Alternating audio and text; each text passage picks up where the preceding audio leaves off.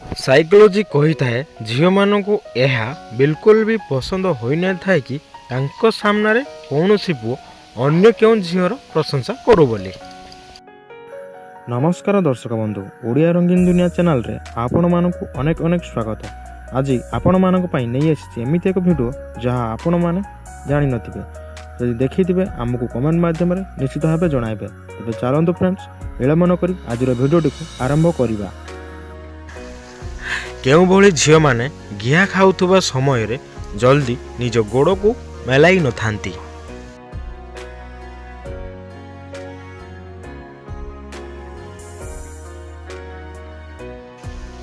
यार उत्तर होउची जेउं झियो माने अधिक कष्ट को संभाली पारंती नाही। कुआरे झियो माने मुख्यतः केउं भली भाबरे किसी करि थांती।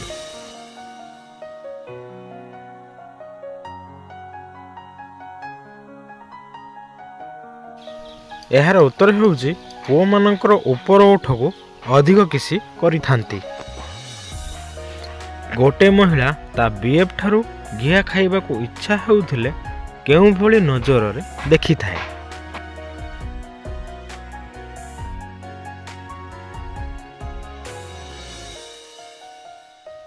यार उत्तर हेउची आखि को 75% क्लोज करी ओठ को कामुड़ी इशारा देई थाए। केउं भली झियो माने रिलेशनशिप रे आसी थांती तो सत, किंतु निज देह को छुईबा को देई न थांती।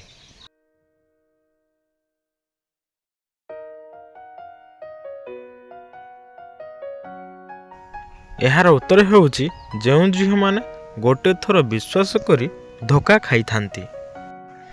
साइकोलोजी कही थाए 75% महिला माने घिया खाई सारिबा परे सामना वाला तांको सहित रोमांटिक कथा और किसी करंतु बोली एही दुई जिनिस को चाही थांती।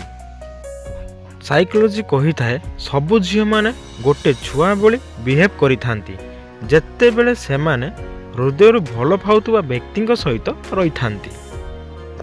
साइकोलोजी कही थाए जेउ लोक मानक भितरे आत्मविश्वास अभाव बहुत कम थाए सेमानक जीवन रे सेक्स एक बहुत महत्वपूर्ण भूमिका निभाई थाए।